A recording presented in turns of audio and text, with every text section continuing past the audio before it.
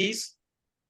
Okay, so without further ado, let's jump right in there because we have to get started. We have just an hour and a very hot topic to cover.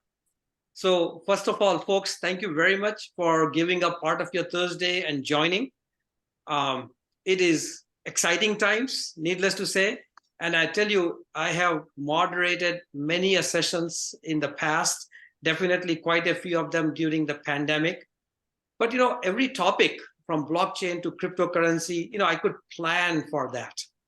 But this topic, AI, I mean, you cannot plan for this. Every time you think, you're going to cover this, something new is coming, and it's coming at us fast and furious. So this is a very interesting topic, exciting times, and we will jump into the heart of this discussion in just a minute. But before we get going, I have asked Aradhana is also known as Anna, to take a couple minutes and talk a little bit about the Hunger Mitao movement that the Indian American community is addressing. Just take a minute to talk about that, the impact it has, and why it is needed. And then she will also set the ground rules. And with that, we'll jump right into our topic, our panelists on standby. So with that, Anna, take it away. Sounds great. Thank you, Raj. So Hunger Mitao, folks, is a grassroots volunteer movement that is galvanizing and mobilizing the Indian American community to fight hunger in the USA. Yes, there's hunger in the USA, by supporting their local food banks.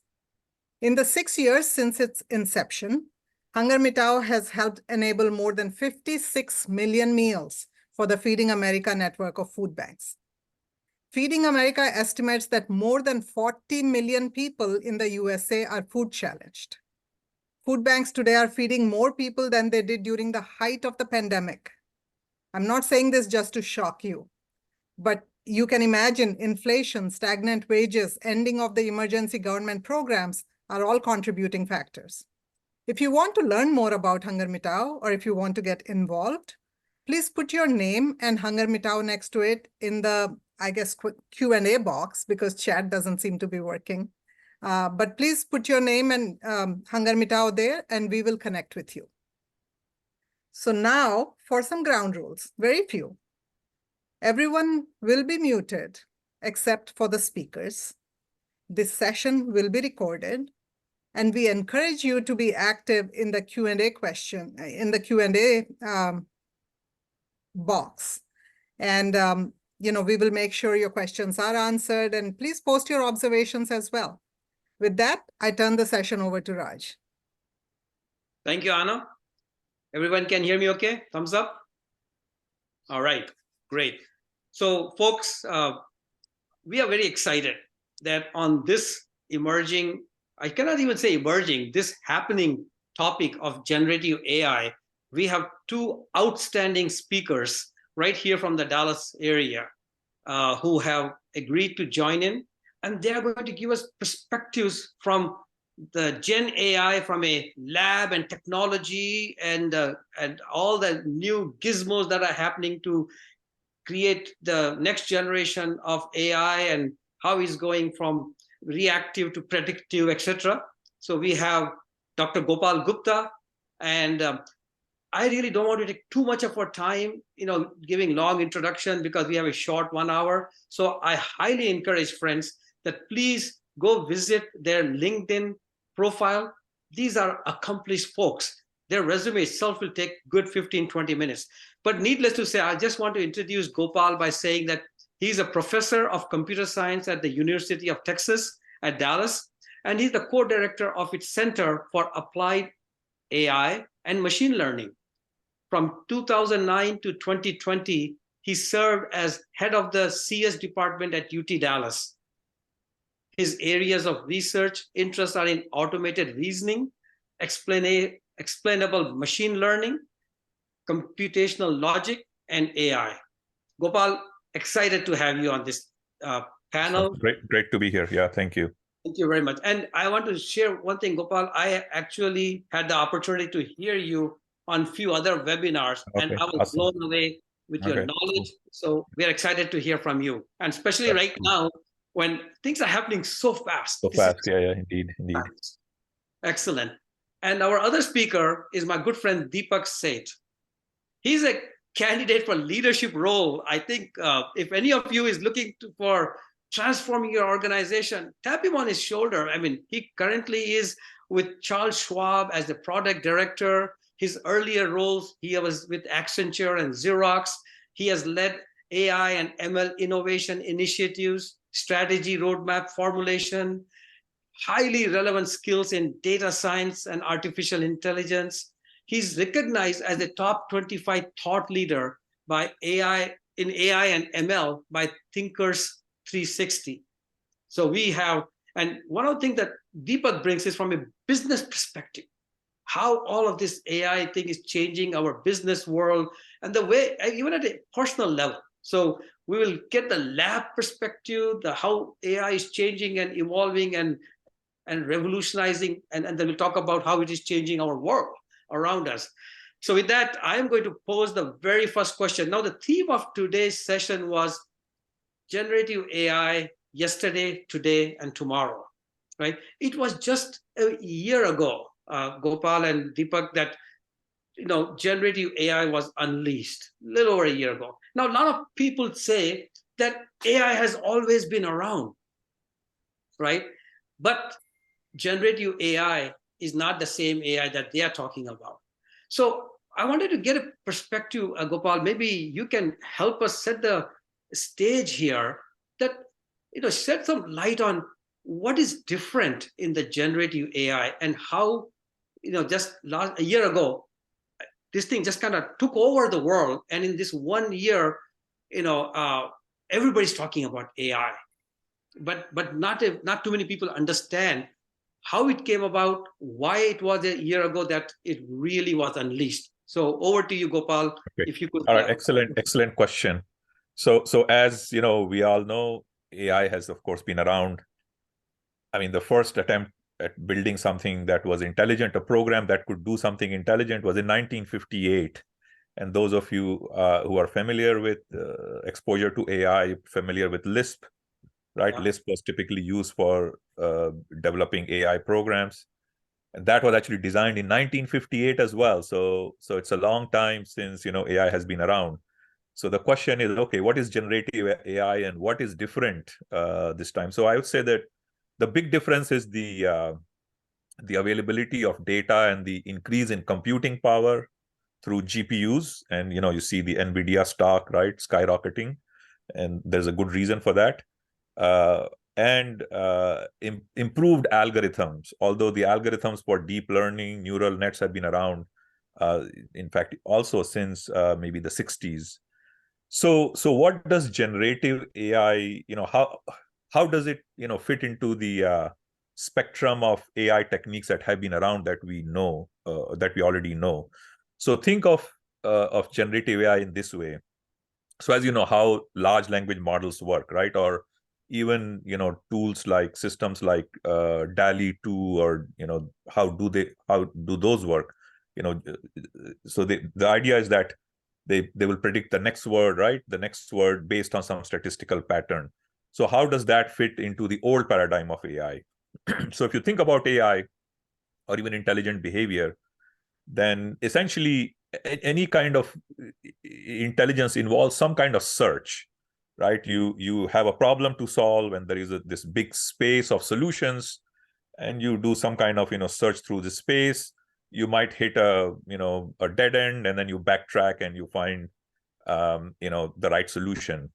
So there's all kinds of search algorithms that were designed in the past. Especially if you took a course in AI, you probably studied them: A-star, min-max search, all kinds of search, depth first, breadth first. So but the problem with these algorithms is that searching can take a long time. As your problems become more and more complex, search will take longer. So with the advent of deep learning and this powerful hardware, essentially we now have access to a new technique for search, which is essentially I would call example-driven search. So the idea is that instead of using some kind of heuristic to sort of navigate your search space to find a solution, what you do is you say, I'm going to look at these millions of examples and calculate my next move in the search by looking at these examples. So you essentially look at all these examples. So in the case of large language models, it's large amount of text, and you basically process it to figure out what word, given a set of words, what would be the next word.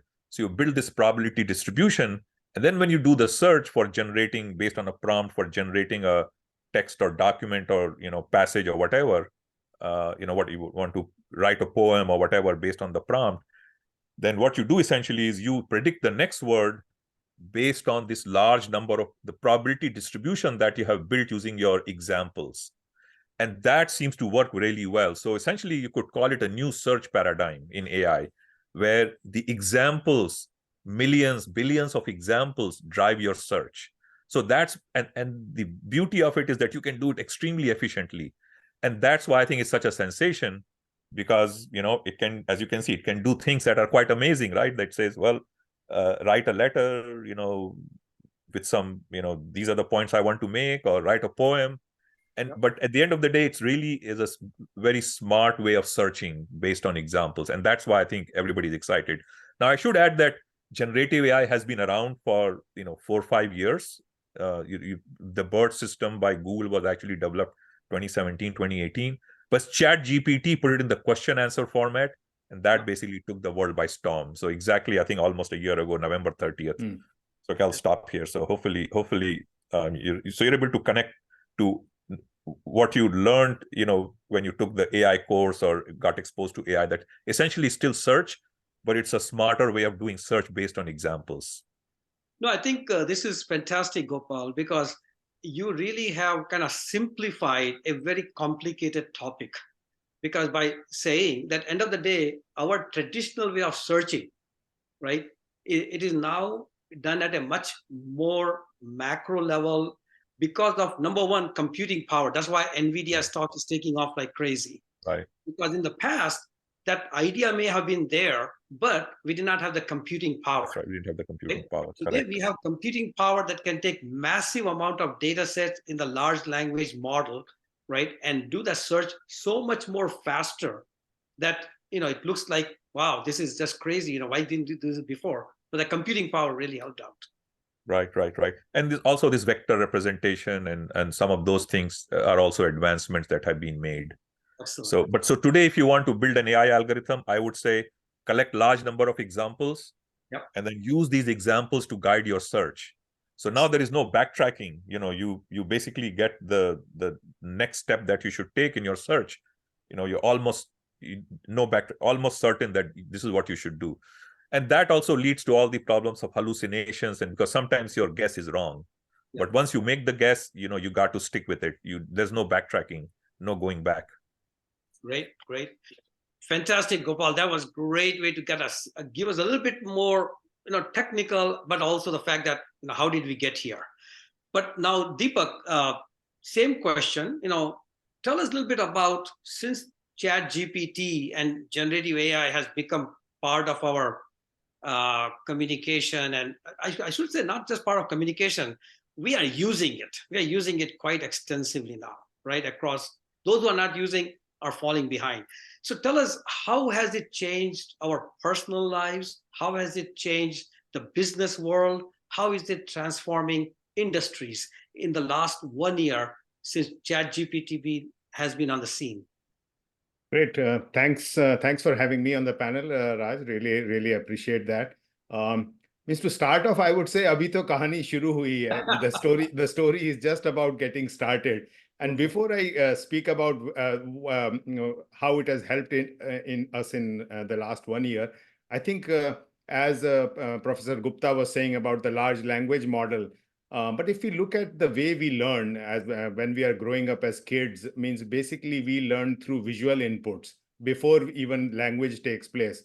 So the next paradigm which is going to happen in this space is around not the large language models, but would be large vision models, which are trained using images, and then they can be very industry specific. So I mean, that's why I said abhi to kahani shuru hui hai, because this is going to get even much more powerful. So Yeah, now yeah. Jumping ahead, I'm going to talk about Gemini a little bit later, but yeah. This is not Gemini is not a large vision model per se. I think companies are working on large vision models, but and Gemini is a multimodal method, but yeah, but maybe it has vision also. But yeah, coming to your question, I wanted to take a look ahead and then come back and take a look at the back. So since ChatGPT has been around, means as we said, generative AI has been around for some time, but companies had not taken notice of it. Only like some of the bigger players may have taken notice of it. But once it became mainstream and this whole buzz started about generative AI, then maybe as the C-suite started hearing about it, then the pressure started building on CTOs and CIOs also. Hey, get your act together, figure out how this can be used. So what most companies have done is trying to figure out the use cases where generative AI could be used. And one big challenge has been the rapid, as we talked about, the rapid pace of the change. Now, companies, when you're trying to introduce a technology, you want to fix on a platform because you don't want to be changing things every day. Now, by the time the company started POCs in January or February or March, that time there was like ChatGPT 2 or 3.3, 3.5. Claude came into the picture, Bard came out, means Bard became more developed and everything kept on changing. And now suddenly now again Gemini would come into the picture. Amazon has come out with Bedrock. So things have been in quite a flux there. But that's on the technology side. On the business side means use cases. Companies have come up with use cases. Interesting ones. Most of them are around the low-hanging fruit. Means the best approach which companies always follow is the crawl, walk, run, fly kind of thing. And the kind of crawl use cases have all been around in the customer interaction space. Companies have a repository of information which which their agents use to respond to client or customer queries. So that's a knowledge base which, if it is combined with the LLMs, can be used to respond to customer queries in a much better way. So that's a very simple use case which many companies are trying. Interestingly, before I move on the personal level, how it plays out, and it played out very interestingly even yesterday. A bunch of us had got together. As you know, we have an IIT entrepreneurship network also. And so we just got together to figure out what we want to do in 2024. And as we were brainstorming, one of us, Dr. Bene Bete, was scribbling notes on a sheet of paper. And when we ended the session, he said, now I have to go home and I'll have to transcribe them and send them out. I said, like, hey, wait a minute. I have ChatGPT on my phone. And so I took pictures of each page, said transcribe to it. It transcribed all the written scribblings into text. And then I said, combine all of them in a note about the happenings of today. And so it combined a very nice note about what actually transpired from all those individual transcribed pictures. So this gives us an example of how it means generative AI can help make our lives much more efficient and can be a very effective tool as we go ahead. But I'll pause here for further questions. Yeah. No, this is fantastic. I think you're right. I think there are so many examples out there of how businesses, industries, and individuals are pushing the envelope. I'll give a simple example just to build up on what you just said. My brother-in-law was taking a trip to Taiwan, never been there before, and he had signed up for ChatGPT 4. So he was just playing around with it. He says, I will be there for 3 days. My kids are this age group. Build me a 3-day itinerary. Mm-hmm. He was blown away. Mm-hmm. I mean, it not only build a good itinerary, keeping in mind the age group and interest, also the weather that is expected to be there while they are there. So in what sequence they should be doing it. ChatGPT did all of that. So I'll add one more there, and which when I recently spoke at the with the IIT Alumni Network, it was around, I picked one software where I recorded a message in English, which was my thank you for attending the session. And then it automatically translated into a language which I don't even know, in Tamil. And it did it in my tone and accent. So it is like, it is exactly people will think that it's me speaking, but I'm speaking in Tamil. but think of the power of that technology. So if you're a company CEO and you're broadcasting a message for and a global company, you can record it in one language and then it plays in multiple languages in your own tone and accent. Means, but the flip side of it is deep fakes. But we can go to that. Yeah, we need to talk about that also. So let's save some time for that part. But I will close on this point by simply telling all our attendees, folks, if you have not dabbled with ChatGPT 3.5, which is a free version, and then now that Gemini Pro, that's the free version, you are getting left behind. So I would highly encourage everybody, don't be afraid of this technology. Yes, there are concerns, and we will challenge our panelists to address that when I ask them to talk about the future. But at the present, I mean, the power that it gives you is phenomenal. So please dabble into it. It can do wonders for you. The biggest challenge is how to pose the right question. And even there also, it's very friendly. So I guess we addressed the past that in the 1 year, ChatGPT, generative AI has revolutionized our world, personal level, at the professional level, and in the labs, things are continuously evolving. So I'm going to now go to Gopal and say, Gopal, I mean, now let's talk about current. I mean, it seems like every day something is happening. Of course, a week ago, as you all know, that the debacle at OpenAI, where Sam Altman got fired and rehired, etc. Then we heard about this scary technology called Q-Star. And then out of nowhere yesterday, you know, when I thought I was all planned out and scheduled and had my script ready for today's session, Gemini pops up. So you give us, Gopal, about where are we today in regards to this technology? Okay, excellent question. So for all the, I mean, so it's a great technology. You know, if it's your, marriage anniversary and you have to compose a nice note for your spouse, hey, go to ChatGPT and, maybe you can give 2 or 3 qualities about your spouse and ask it to write a nice note. It'll do it for you. Do it better than you ever could.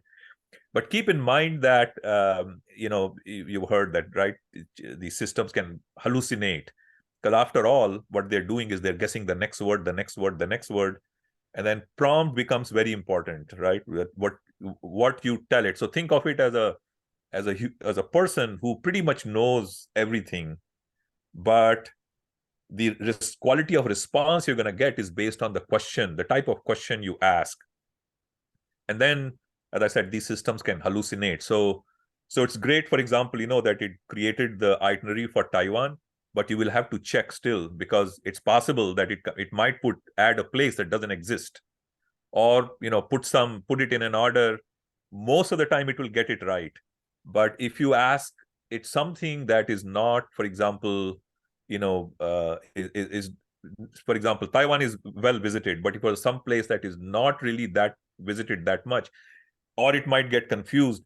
So you have to be careful when you use it. So that's the limitation, that no matter what it does, you still have to check what it has produced is correct.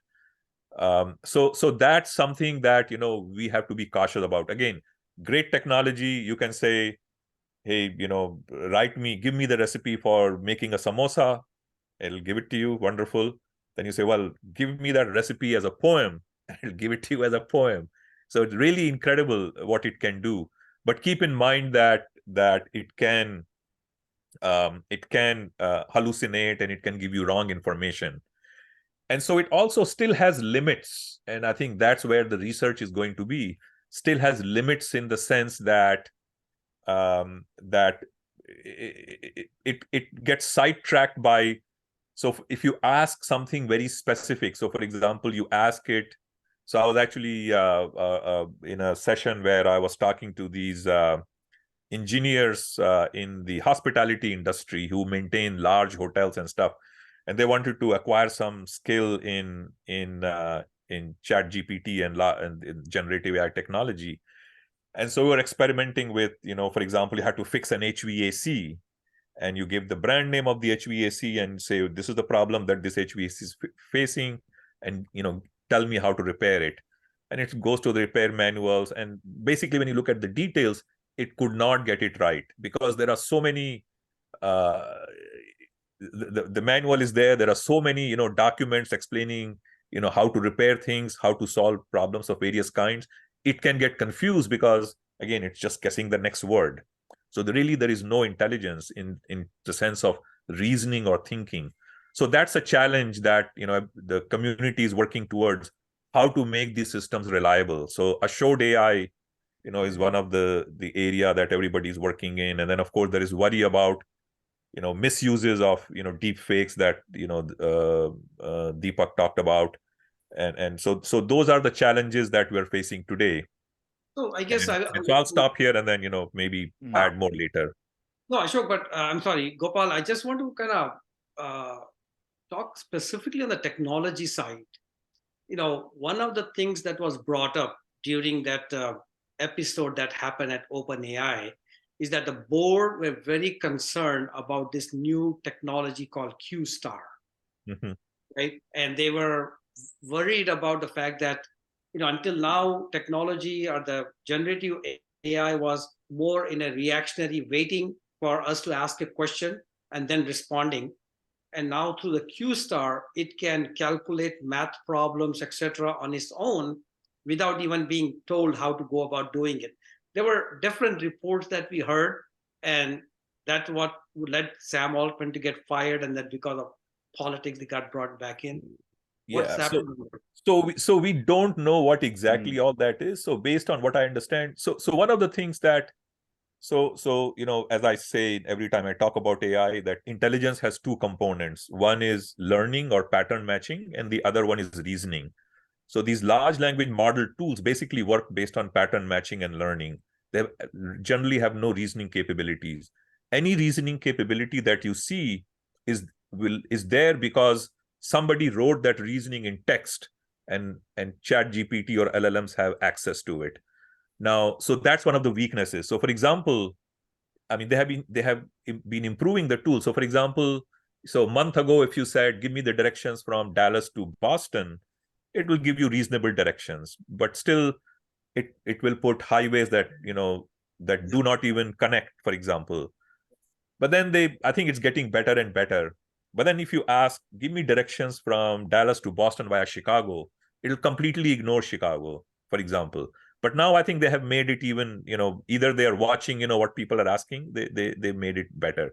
So it doesn't have the reasoning capabilities. So the roads may not connect, for example. So one thing that it always fails on is if you ask this problem, you say, John arrived at a party first, then Mary came, and then, Jane came before Mary, and then you say, John or Robert came after Mary, and maybe after Jane and before Mary, and then you ask who was the third one to arrive at the party, and it will always get it wrong because this is a reasoning problem. You really, even for a human, you have to sort of take a paper and pencil and kind of figure out who came when and then answer the question.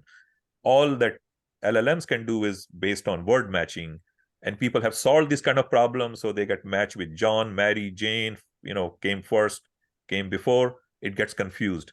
So I think what they have done is, in this Q-Star thing, is that essentially what one could do is, if it figures out that this is a problem it cannot solve, right, then it can generate a program where it passes this information, and then you run that program. So it knows who came after who, so you can pass all this information to this program, and and then execute this program and get the answer.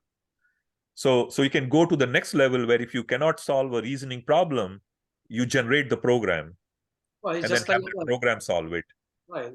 So it increases the power, but keep in mind that that still, even if it is able to bring in reasoning capabilities, the best it can do is match a human's capability. You could say an unerring human's capability. So people talk about, what is it, artificial super intelligence, but that I think is very hard to achieve and maybe even impossible, because the moment you bring in reasoning has, and people have done research on automated reasoning for the last 50-60 years, it has theoretical limitation as to what you can do and what you cannot do. So that's what I think all this thing was about, that maybe you can, if you can't solve a problem, you figure out the situation, just like us will say, oh, I can't solve it, I need to get a piece of paper and pencil, and figure this out. So you generate a program, and I think so they probably got spooked.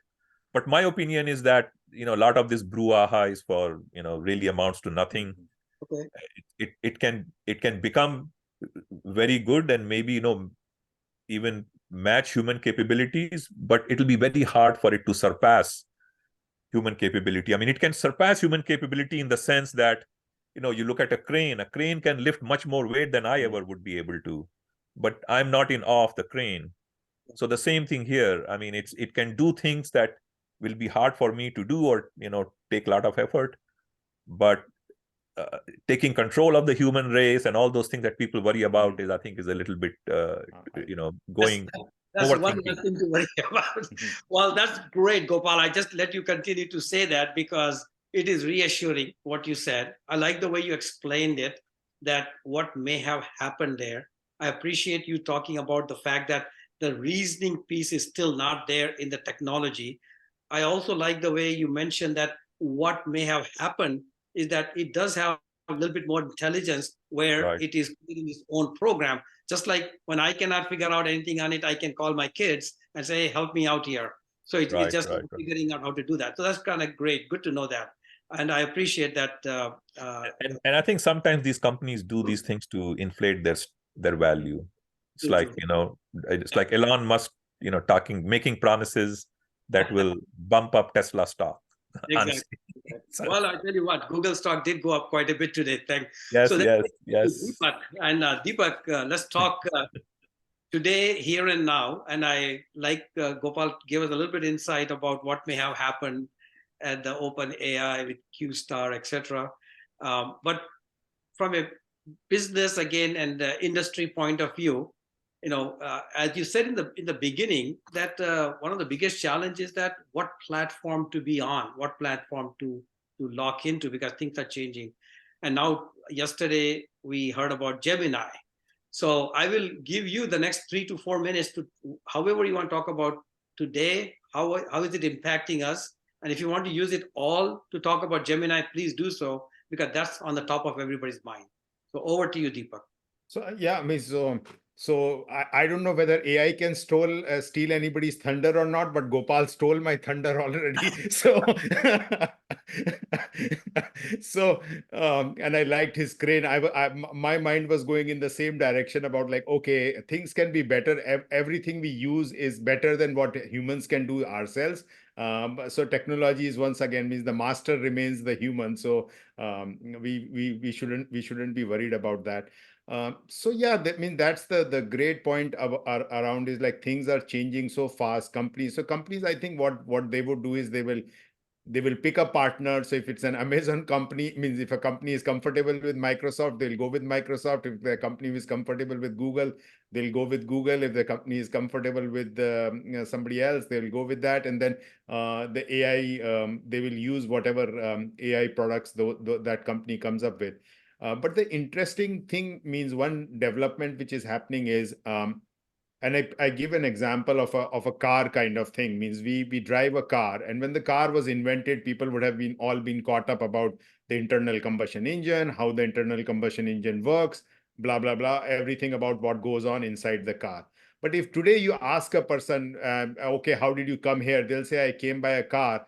But no one is going to say, I came by a device which has controlled a series of controlled explosions inside a closed cylinder with a piston drive converting the thermodynamic energy into mechanic into motion and stuff like that. So similarly, AI also, like electricity, like cars, it will become something which is very embedded into what we do. And the way it is happening is many companies, most of these companies are embedding in AI into what they are calling a generic term, which is being used by most companies like a co-pilot. So what you're already doing using their technology, AI is getting embedded in that. So you will be able to do those things in a much better way.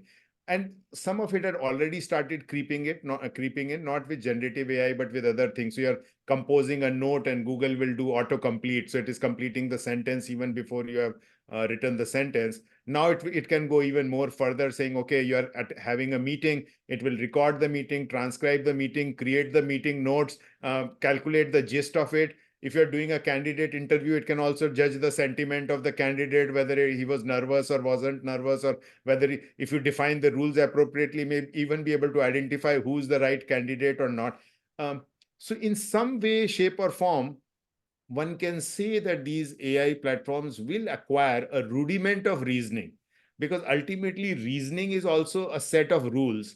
And in some cases, those rules are not well quantified yet. And we whatever we are not able to describe, we human beings have tended to put it in the describing it as miraculous, or we don't know how things happen. And slowly they start defining those things.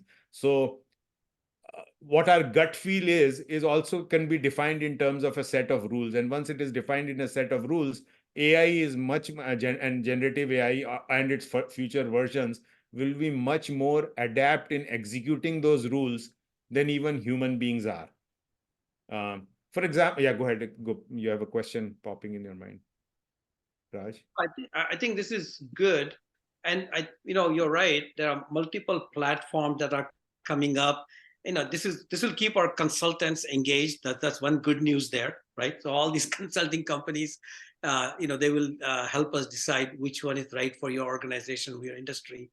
But I'm just trying to figure out, because when I watched the Gemini video about the multimodal approach, and folks, again, who are listening, please go to YouTube and do a search on Gemini. I mean, it is amazing at how rapidly it is able to recognize through vision, what is being shown to it. And then, you know, things that you ask it, like, okay, I have these two things. Like, for example, you could probably hold a potato in your hand and an onion in the other hand and say, what can I make with this? And it will come out and give you 5 recipes. And I kid you not, just like that, right? I mean, they use all kinds of examples. So I'm just trying to figure out, number one, Deepak, industry application for that, what comes to your mind? And also at a personal level, how will this change life? Because ChatGPT has already changed my life. Examples like I all my itineraries I do through ChatGPT. Anytime I write something now, as opposed to simply Word doing my spell check and grammar check, it actually helps me enhance it and get my message better, right? So all these things I'm already using it, and I'm finding it to be amazing. So But great question, Raj. Figure out how is it going to change?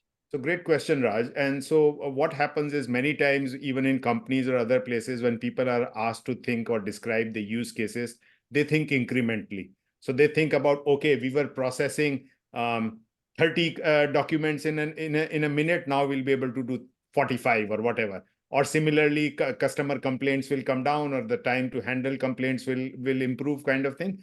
But what these technologies will do is enable new paradigms to emerge, kind of thing. And I'll give an example.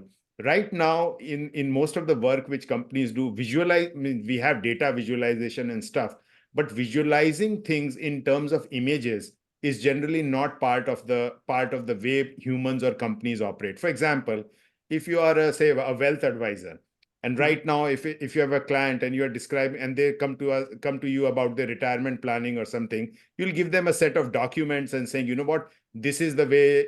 If you save this way, you can get this. If you save this way, you can get that. What if they are able to create visualizations of those scenarios very quickly as they are speaking? They say, okay, this is what, if you do this, an image suddenly pops up of a nice river with them fishing in it, and with another kind of image appears, kind of thing.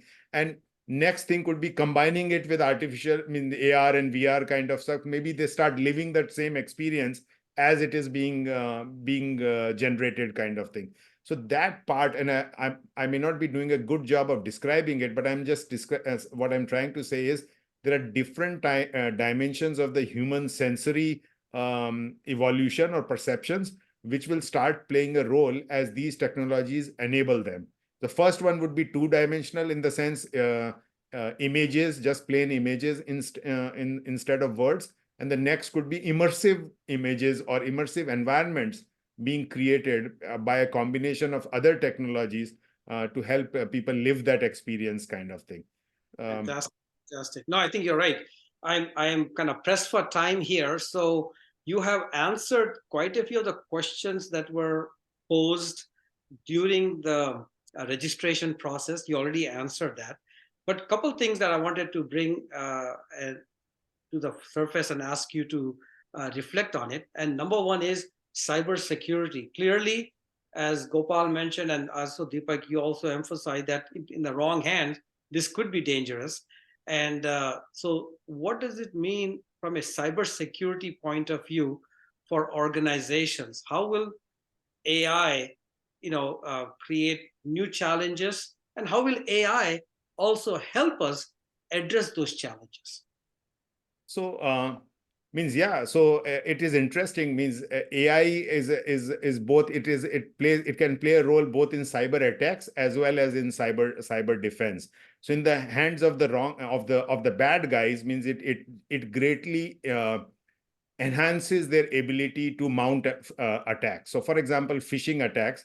Phishing attacks are based on trying to create a profile of an individual and then directing messages to the person to elicit information from them. Now with these tools and with the information which is available to them, they will get so much more better in creating those phishing messages, and they can include deep fake information also in it. So if your mother gets a phone from somebody who sounds and looks like you, she's going to assume that it is coming from you, kind of thing. And so means that ability increases. Their ability to mount these attacks consistently in a rapid way and identifying what the potential weaknesses in a company are, because that's the way these operators operate. No, I mean they keep pinging these messages at open ports and stuff like that, and their ability to figure out where the weak spot has improved so much.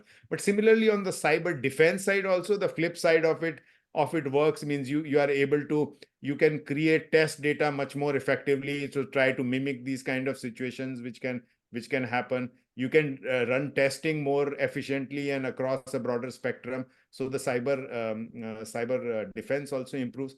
And one more point, which when we were talking about the evolution of AI, means another thing means AI itself is being used to improve AI. Means and that concept comes like you're saying, no, AI gives wrong information. So you stand up two AI tools against each other. One is punished for giving bad information. The other is rewarded for giving right information, and you put them against each other. So every time this guy gives a wrong information, the other one has to detect it, and then that gets rewarded, and then the whole AI application. So this is in a very rudimentary way. This is like what GAN or means the generative adversarial networks are. Means you're posing AI against AI, and AI is getting better, kind of thing. Great. Appreciate that, Deepak. That was great. And Gopal, how about you? What do you think? I agree with what Deepak said. Certainly, the cyber issue is a threat issue is certainly there. It allows the bad guys to be more efficient and craft personalized messages and then the defense is also you use AI essentially to defend yourself. So I think definitely life will become interesting as this whole thing plays out over the next whatever few months, and then we have the election coming, and there'll be all kinds of techniques that people will use to influence the election one way or the other, and then we have foreign actors, and it'll become complicated. So let's see how this plays out. But certainly that's and also the other thing that people worry about is this unreliability also of AI, where you really cannot rely, you cannot be 100% sure that the answer is correct, and so whatever you do, you have to still check. And in that sense, if you look at the applications of generative AI, they have been more on the creative side. So the architects are using it for, and again, similar thing, I was giving a talk to the group of architects about this, and they were telling me that they're already using, these image generators. So they can say, design me a clubhouse in a golf course that looks like a medieval castle or something, and it'll give them a design. It may not be perfect, but it's an inspiration. So use of generative AI will be more on the creative side, or like you use it for fixing things or enhancing things. But I would say generally, still there isn't a strong business case where you can put it in front of a customer and say, I'm making money off of it. So I don't know if there are any business cases where you say, so people, you may use it for maybe generating stuff, as I said, but actually using it sort of as a call center agent, you put an LLM, that's still, not Yes. going to happen. It's in the works. I think it will be out there very, very, very, very soon. Like we won't even realize that the responses are coming from from an LLM. So I would come back that the challenge is still there, that these LLMs don't know how to reason unless you add the ability to reason, and that reasoning is a whole different can of worms essentially. And so one very nice use of LLMs is that use it for extracting knowledge from the text and then process it using a different program. So just like, so if you look at how we function as humans, we're not working like ChatGPT. We're not looking at a text or a prompt and immediately we start saying things. We understand the prompt, we understand the text, the knowledge resides in our mind, then we reason, and then we create the output. So until that happens, my opinion is that the business cases will stay on the creative generative side, because you won't be able to add reliability to the output of LLMs.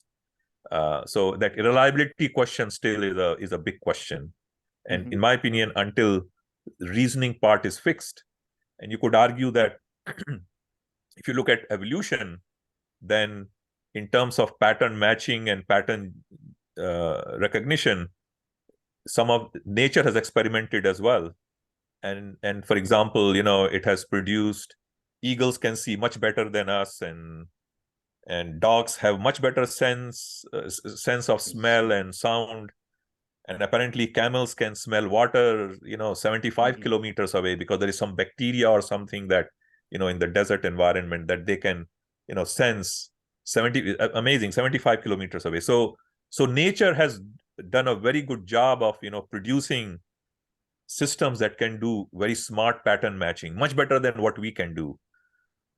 But it could not produce a being that is as intelligent as us just by using pattern matching. Eventually, it had to add reasoning. And as you go up the evolutionary chain, you see that reasoning capabilities improve and they culminate in us. So unless you bring in reasoning in some form, and the current LLM technology does not include reasoning because it's pattern matching essentially of text. So until you do that, it'll be very hard to essentially build systems that are reliable essentially. So that's one of the challenges that needs to be fixed. I guess you want to talk about the future. Unless that is done, in my opinion, LLMs it'll be hard to make them customer facing unless it's for a creative task, like some idea generation or image generation. So yeah, a great point, Gopal and Raj. If I can have a quick minute here, means reasoning. A great point about reasoning, and I'll play devil's advocate a bit. So even reasoning means reasoning may be a bit overrated in the sense, and this is in the sense that even with a sense of reasoning, the two different individuals reason, and then one says vote Biden, the other says vote Trump. Means so it's not reasoning doesn't mean that you're coming up with consistent answers, or even you're able to explain your logic to the other person, because the other person is still convinced about his reasoning, and if that person tries to convince this person, they are convinced about their reasoning. So reasoning from a machine efficiency point of view, means maybe reasoning is overrated, because it's saying, what, if we need to get to an answer, reasoning is a distraction, because it is creating confusion, it is creating noise in the machine output, because you're not able to come with the ideal. So the answer cannot be both Biden and Trump, it has to be one of them. Then why is this so much reasoning being wasted between deciding this, deciding that kind of thing? So, I just picked one crude example to explain a point. Deepak, you made your point extremely well, and Gopal, you made your point extremely well. which means we'll have to have another session on this where we'll go a little bit deeper dive. In fact, I love this perspective that you both bring, which is important. But I think we are kind of running into time pressure right now. So what I would request is that there is a question that is, how can Gen AI help in tax savings? So folks, don't worry about that. We have a discussion right after this where our tax expert Ganga Raju will talk a little bit. He's better than any Gen AI put together. So hold on to that thought. But I would like to wrap up our session here by giving each of you a minute, minute and a half. Just reflect now in the future. So we covered the past. We reflect a little bit on the today. I like your perspectives of reasoning, and the fact that how reasoning could be subjective as we look at it from today's perspective. But let's say a year from now, we are here doing our next webinar, or the third or fourth webinar, whatever, on this topic. Where do you see this whole Gen AI evolving by 2024 December? And I'm not looking at 3 years, 5 years down the road, just 1 year, because this last 1 year has been revolutionary. What will happen in 1 year? Can you just take a wild guess from your perspective? 1.5 minute max, please. Either one of you can go goes first.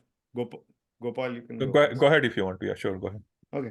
So yeah, and what excites me and where I think things are going to happen means I pointed it out earlier. One is around the large vision models.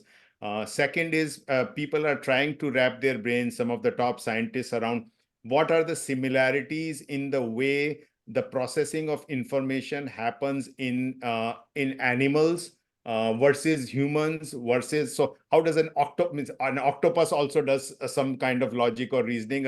A dog does it, a parrot does it, a human does it. What are the similarities there, and how we can harness that? So something might emerge out of that.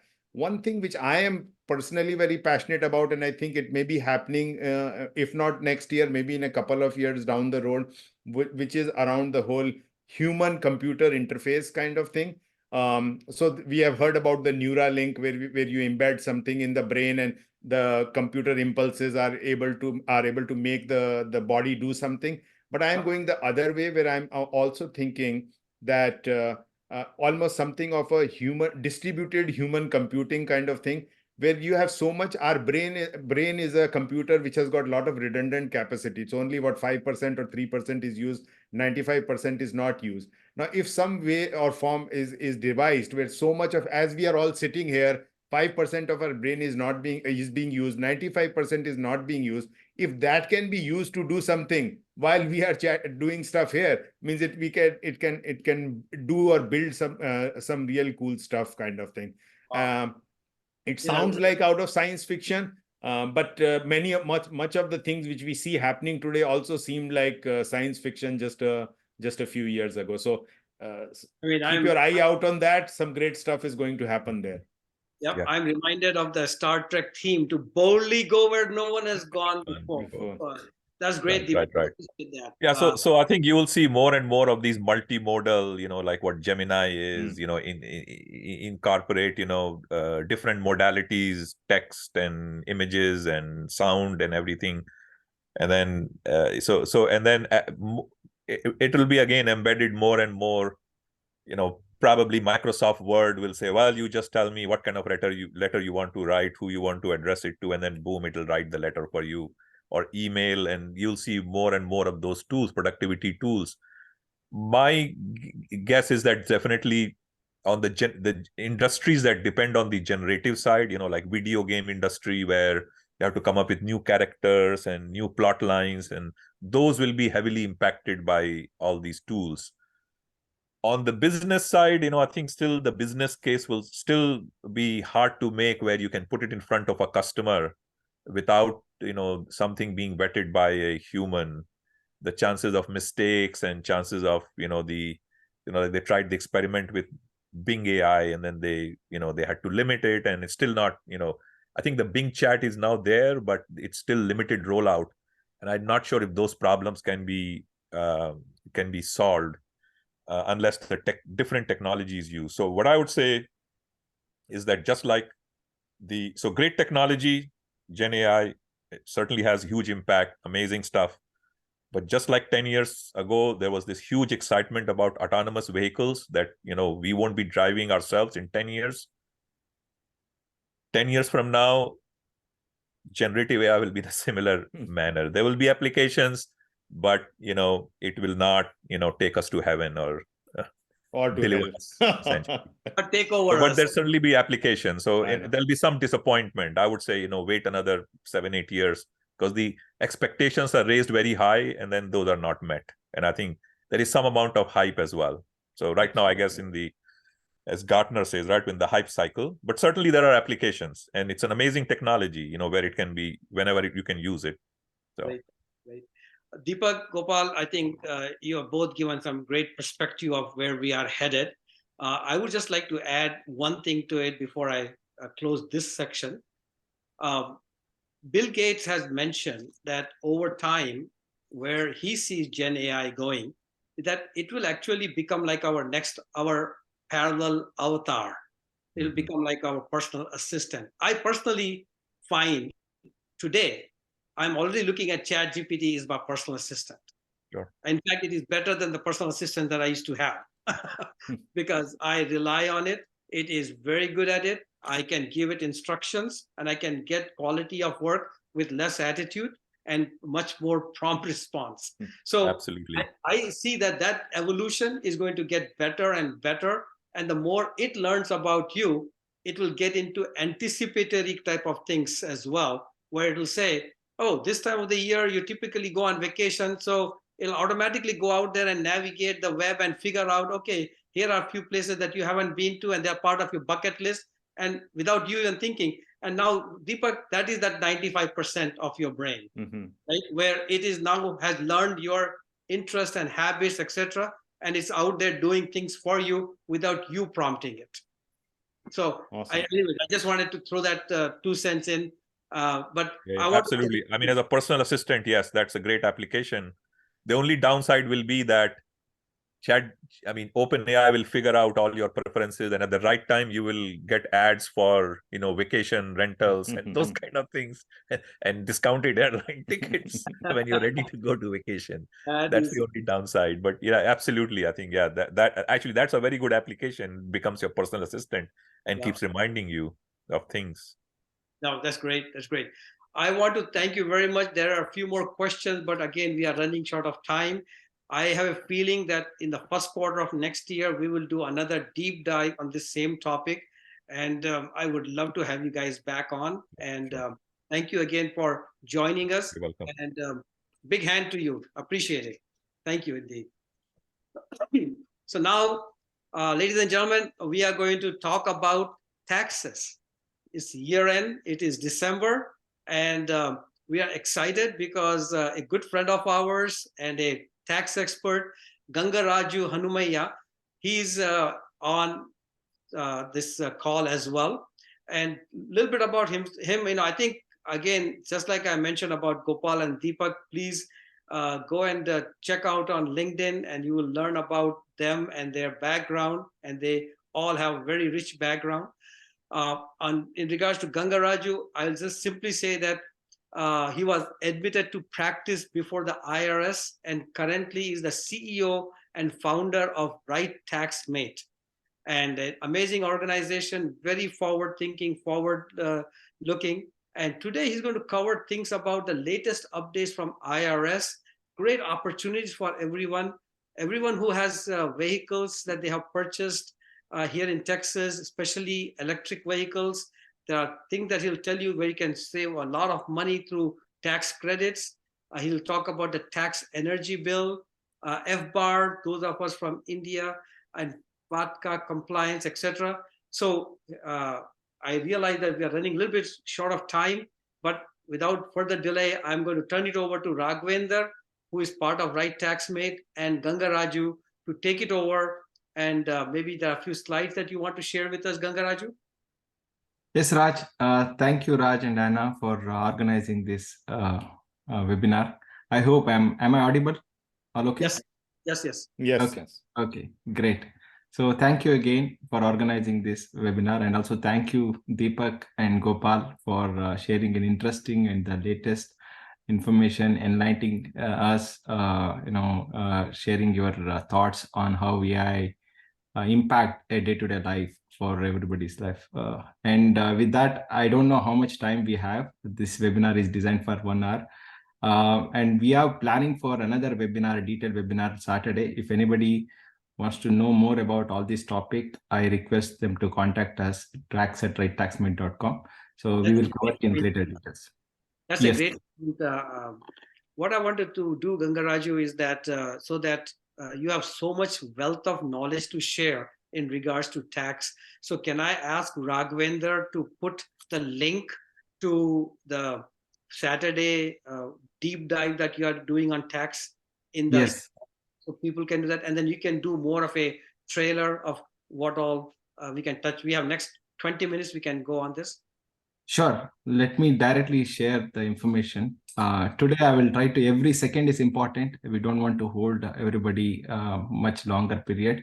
So I want to share about some of the instructions given by IRS on choosing the right tax return preparer. So IRS, as this is a snapshot of IRS website. I have only highlighted some of the points. Every word is directly coming from the IRS website. IRS advise that don't fall for a refund. Rather, you should focus on preparing and submitting an accurate tax return. And also IRS educate the taxpayer on anybody who are charging the preparation fee based on the refund. You should not encourage them. So you should not go with them, somebody who charged the fee based on the refund. It is not legally correct. So, and also somebody who are a good tax return preparer, they use their PTIN, paid preparer identification number, who signs the tax return and provide a copy of the tax return when you asked or whenever it is required. Also, they are available round the year to answer any of your tax related questions, and will never ask to sign a blank form, or the tax return preparer will not ask or you will not sign a blank form, and you will keep your records. You will ask question while filing the return. They don't just prepare the return the way you have given. They ask a question. They ask you to provide the receipts. Even though a tax return preparer responsibility is to prepare the return based on the information you provide, but a good tax return preparer asks relevant questions, and they ensure that we are filing the accurate tax return. And also they will have a good history, background, and also they have a credential. The reason I'm bringing it up here, because some of the tax tips you may be able to find it, but finding a good tax return preparer and knowing their credential is very important, so that you can choose a right tax return preparer. And I can tell you that, I can assure you that we are meeting all these points. Right TaxMate is fulfilling all the guidelines or a requirement by IRS, and we have been serving our client keeping all these points in mind. Coming back to our credentials, a little bit about our firm. We have 75 professionals who are qualified, chartered accountant, EAs, and consultant who are working on bookkeeping, payroll, and tax services. We do have our physical office in Houston, Dallas, that is in Irving, Chicago, and Seattle is the new area that we are exploring, and this office will be up and running from January 1st of 2024. When it comes to technology, we are inspired by E&Y, Deloitte. I used to work for E&Y. We do follow the kind of technology E&Y following. So in this way, you have the peace of mind in sharing your information with us. We have about 3,000 plus clients, individual and business tax returns. We do provide our clients on bookkeeping and accounting services, and we have 100 plus auditing and other assurance services. Our vision is to be the trusted partner in tax, bookkeeping, payroll, and we want to add value in every work we do. We have clients in every industry, technology, staffing, financial planning, real estate, digital marketing. So please do contact us. We will take care of your needs, and we be your trusted partner in filing your tax returns. So Coming to the latest update from IRS, the interest rate, when there is a balance due of your tax return or when there is an overpayment, if there is a overpayment, IRS gives you a interest rate on the refund. If delayed by the IRS, that is after the filing due date, April 15th, if you have filed the return, you do get an interest on the refund. You must have noticed whenever you receive a refund, the interest rate on the refund is 8%. Similarly, if you are not paid taxes, if you need to pay late for any reason, you may need to pay the the interest on the balance due. The rate of interest for the fourth quarter of 2023 and the first quarter of 2024 remain 8%, and for corporate it's 7%. Another update is IRS elects recently Rajiv Gopal as a new Chief Information Officer. He is focusing mainly on modernizing the IRS system and also increasing the enforcement. So one of the initiatives they have taken is creating a good experience for the taxpayer. Now the waiting time for the taxpayer is significantly reduced. You can get connected to IRS within a couple of minutes. And also, on the other side, the enforcement has been increased. IRS officially communicated that the high income earner, so especially anybody who makes more than 400K of income, may get the chances of audit for them will be high. It doesn't mean that others are not getting audited. So, you may get audited, but the people the taxpayer who earn more than 400K will have a higher chance of an audit. Another update is IRS is sending a lot of information to the taxpayer, having them to get ready for the next year tax return. We are already end of the year. 2023 tax return to be filed very soon. If you want to update your records, you want to update your mailing address, you bought a home or you moved to another home, or you need to apply for ITIN for your kids or for your parents, this is the time for you to think, keep and organize all your document. And also, if you have not paid enough taxes, you need to pay estimated taxes. You can contact us. We will help you to prepare a preview return in advance and suggest you on taking care of any tax planning strategies as well as paying with estimated taxes. Another communication IRS keep on sharing with everybody is especially for the green card and immigrations. Everybody thinks that only US citizen required to file FBAR or FATCA or international compliance. That is a misunderstanding. Even if you are a visa holder, you have an L1 visa or H1 visa, and you meet the residency requirement, you do have certain international compliance requirement, that is FBAR and FATCA. So you need to be compliant with all the IRS guidelines when you are a resident of United States. Another update, the latest update is, so 401k limits have been increased to 23k for the year 2024, that is next year. For 2023, it is 22,500. If you are not maximized your 401k, this is the time to contact your employer to maximize the 401k contribution so that you pay less tax, your taxable income will reduce. Same way, traditional IRA limits also has been increased to 7,000 for 2024. HSA limits has been increased. So now it is 8,300 for 2024. That few dates to remember for individuals, April 15th, if you have a business or a pass-through entity, LLC, S corporation, that is 15th March 2024. For corporates, FBAR and FATCA, again, that falls same as individuals. I don't know, Raj, if we have more time, I can continue the topic, or I will reserve, for, I don't want to hold everybody's after that time. So if there is a time, I can continue. Otherwise, we can continue tomorrow's in the Saturday.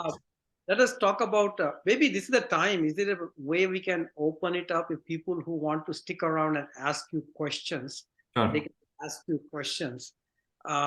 So I'm not sure, Anna, if as a host, if you can just open it up and unmute all and let them go at it. So that way we are not abruptly closing today's session. Because there may be people who may be interested in asking more.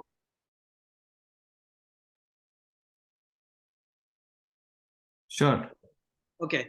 So while we are waiting, I do have a question. Talk a little bit about gift taxes this year.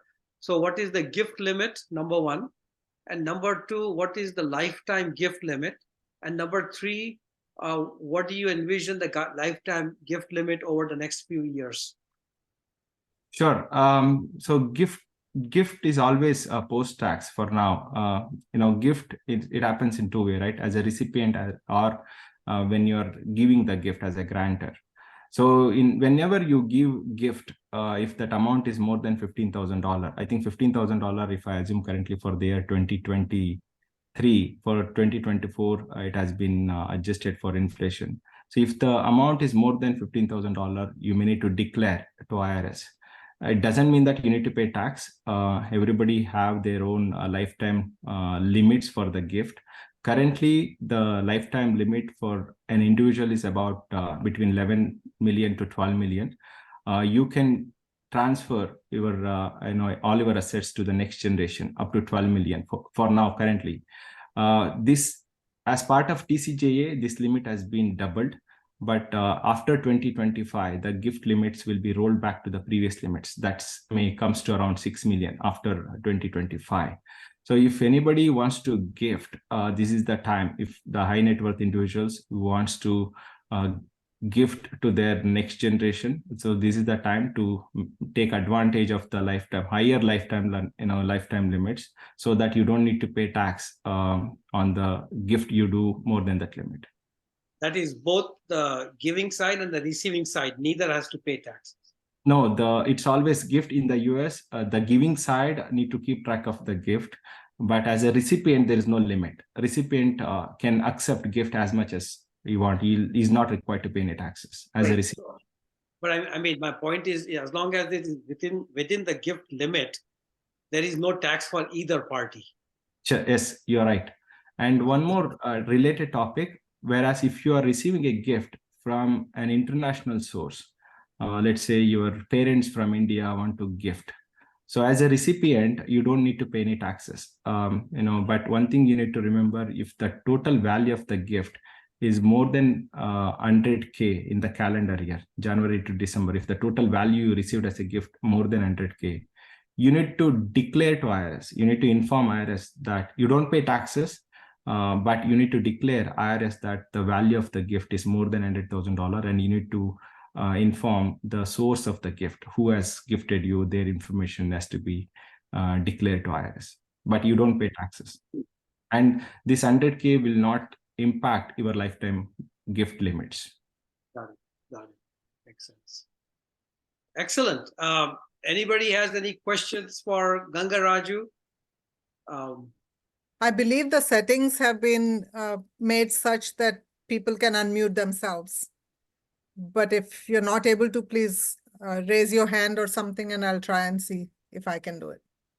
There were other questions about how AI impact right tax mate, how it is different from right tax mate. Raj, I saw some questions in the chat. Would you like to answer? I think, go ahead. If you want to answer any of those questions, feel I saw those questions, but I'm not sure what are those questions. Gangaraju, there's also one that says, if someone wants to move back to India permanently, how can they move their 401k balance to India with least financial impact? Yeah, that's something required some kind of planning, because it depends on your taxation, depends on your residential status. If you are a citizen, certain set of rules applies. If you are a visa holder, you want to terminate your residency in US and becoming a non-resident, there will be different set of rules applies. Depends on your resident status or immigration status. I can answer the questions. If you can send an email to tax@righttaxmate.com, we can suggest you. Depends on the amount of 401k, we can suggest you best option to minimize the tax liability. So I guess here's one thing I would do. It's getting late. For the benefit of all the listeners, I have always struggled finding a good tax planner, tax preparer, tax advisor, until I ran into Gangaraj. And it was one of these webinars. I heard him. He's very knowledgeable, very sincere. And if I'm not mistaken, several of you are on this webinar are already his client. So the intent today's session is not necessarily to promote his business. It is really WeGyan, knowledge sharing. But wanted to also say, in the spirit of sharing, one thing that Gangaraju will do is that he will be happy to give you a free discussion, free session to just, if you want to have a specific question, don't want to discuss it in open, just reach out to him, and he will arrange for talking to you, spend the needed time, and then figure out if there is a ongoing relationship, or you get your question answered and you move on. So that's one thing that you could do. Second thing I wanted to also share with you, that this organization is very proactive. One of the things that I admire about them is that, I dread taxes. I hate it. Okay. But these guys will subtly remind me that, okay, Raj, it's time to do some scenario planning, right? And very comfortable way, we will pull all the information from IRS. You don't need to do all that, but let us present to you that if you don't do anything, this is what is your tax exposure.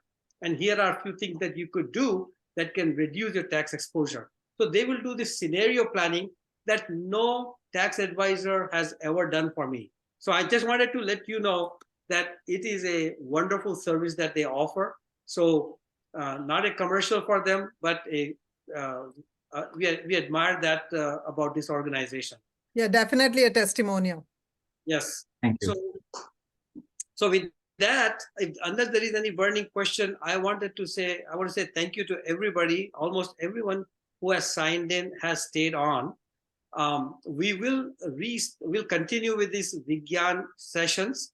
As you know, the word WeGyan is W-E-G-Y-A-N. WeGyan means science, and the way we are playing with the word, it means sharing of knowledge, learning together. So we will continue with these sessions.